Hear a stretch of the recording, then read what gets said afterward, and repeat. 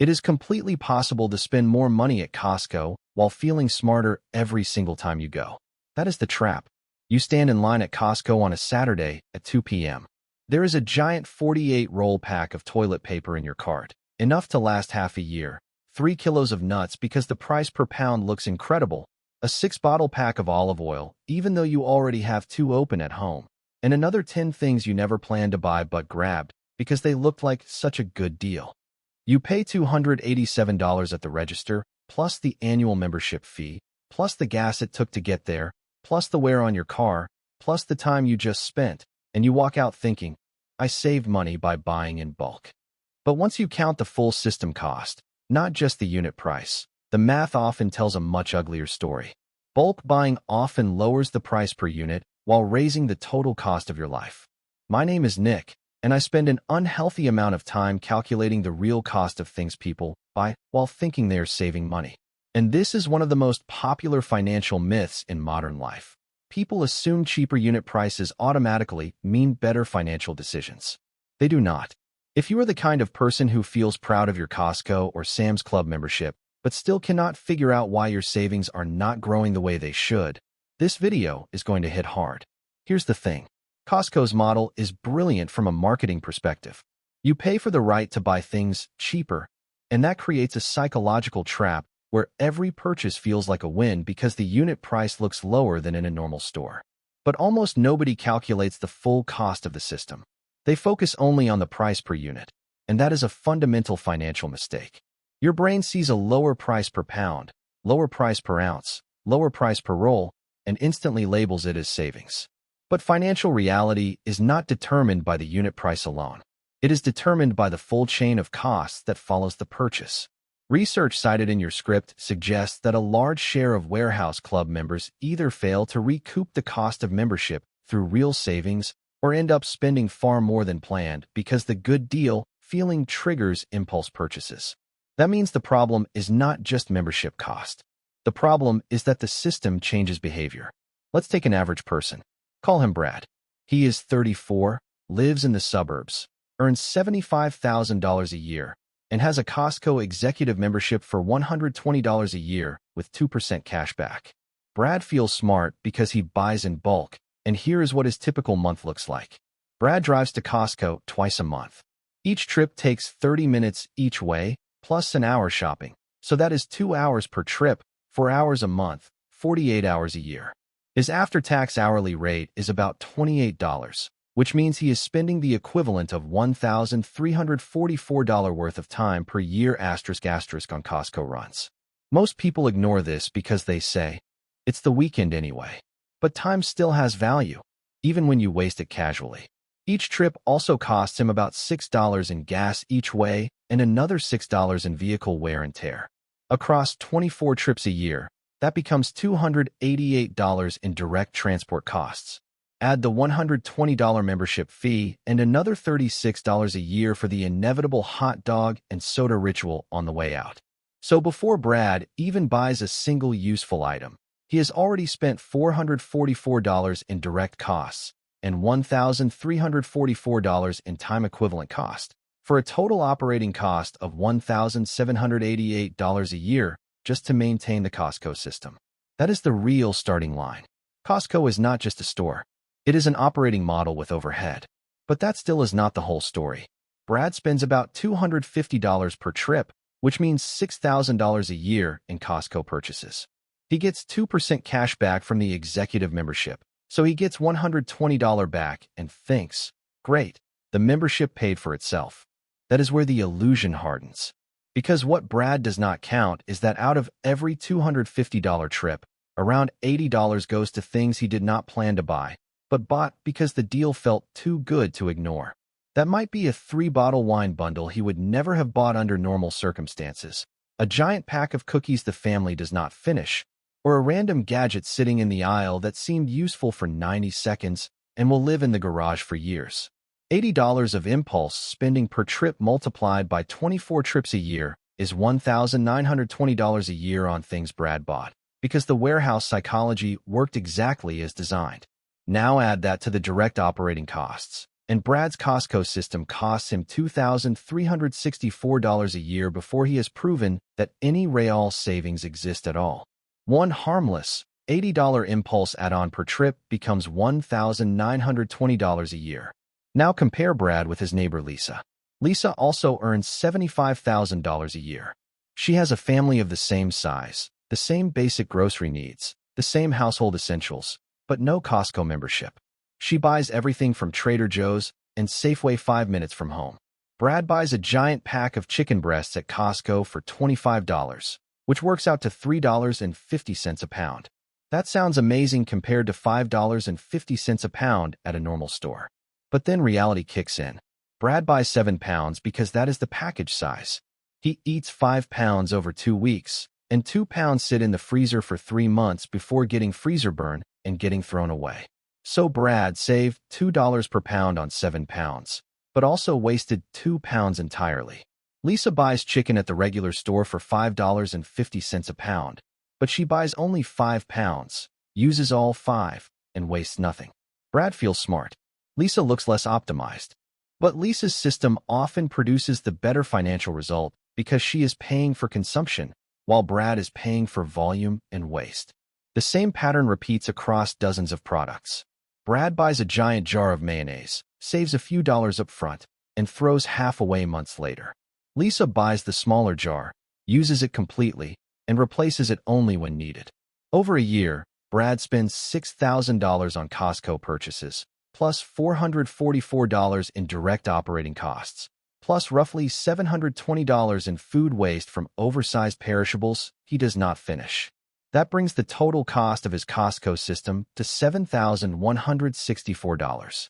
Lisa spends about $6,300 on the same categories in normal stores, paying roughly a 5% premium for smaller packaging. But she has no membership fee, no long drives, no operational overhead, no warehouse-triggered impulse buying, and no waste from giant packages she cannot realistically finish. The result is brutal. Lisa spends $864 less per year than Brad, even though Brad is convinced he is saving through bulk purchasing. Invested at 8% for 20 years, that $864 annual difference becomes about $39,500. That is the price of the saving illusion. A lot of people hear this and immediately say, I use everything I buy. Maybe, but most households do not. American families waste a huge share of the food they buy, and the percentage tends to rise when they buy in bulk because abundance creates forgetfulness. But even if nothing gets wasted, there is another cost almost nobody counts: the opportunity cost of money tied up in inventory.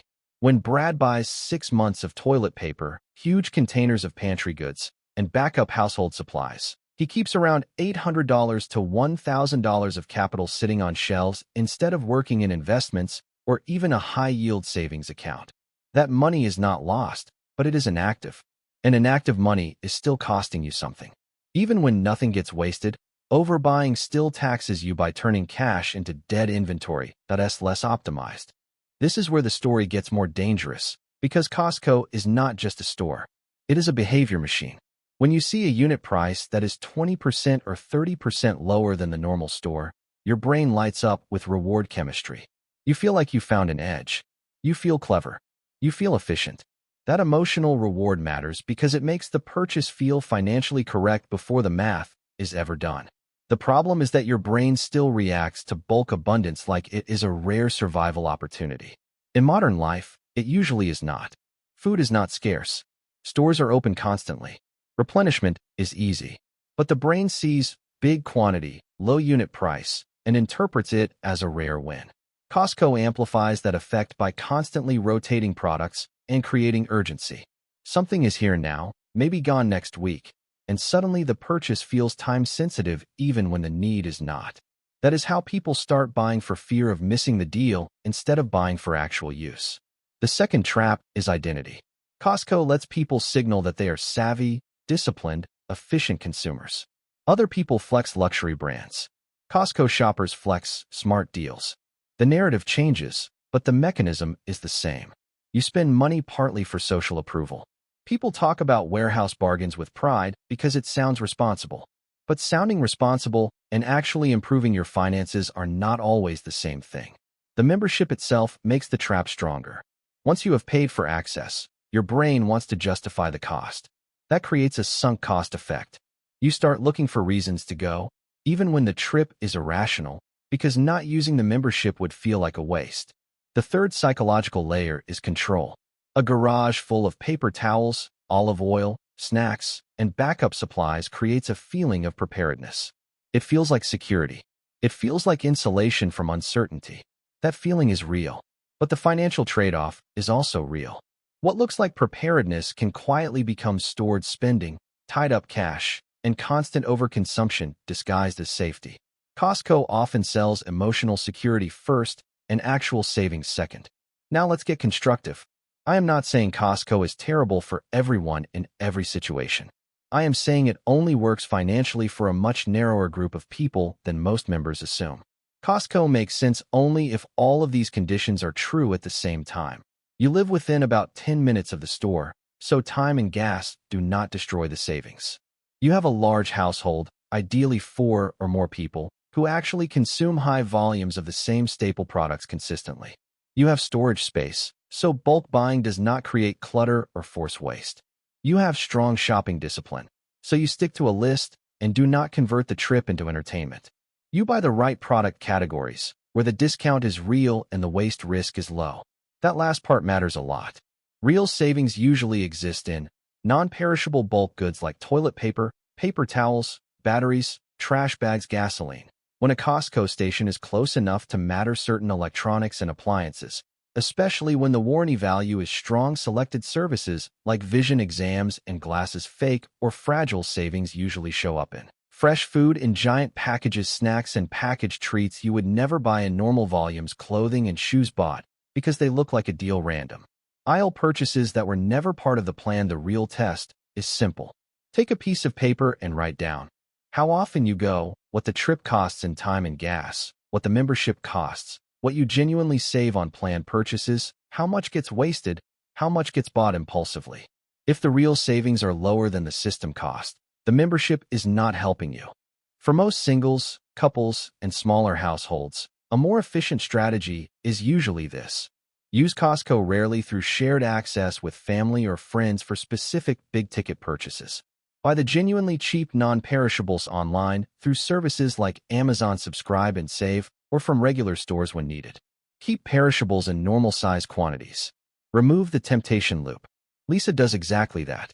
She buys paper goods, detergent, batteries, and repeat household staples through online subscription discounts, gets them delivered, wastes zero time driving, and never gets pulled into a warehouse cart full of unplanned spending. The result is not just lower cost. It is lower friction, lower waste, and lower psychological leakage.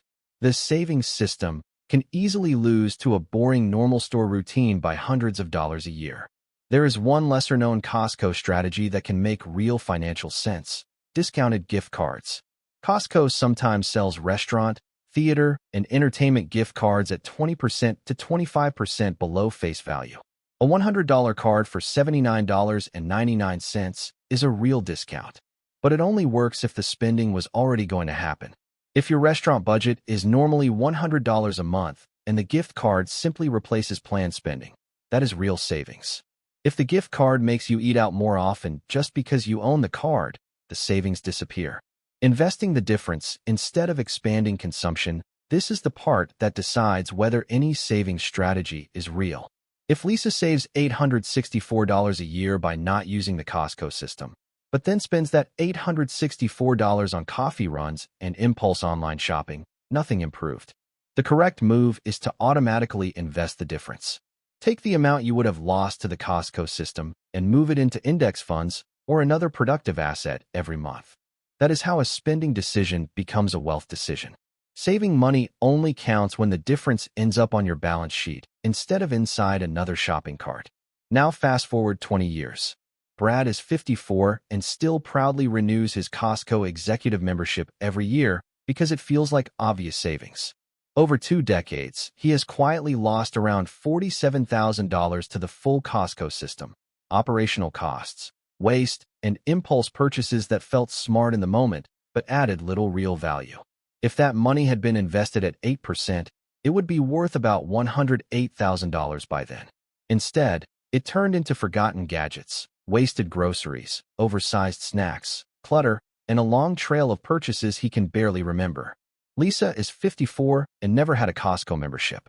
She kept her shopping simple, bought what she actually needed, invested the difference, and built an extra $39,500 in her portfolio just from avoiding the warehouse saving trap. That is not life-changing wealth by itself, but it is real freedom. It is real margin. It is real optionality. This is the real choice Costco creates.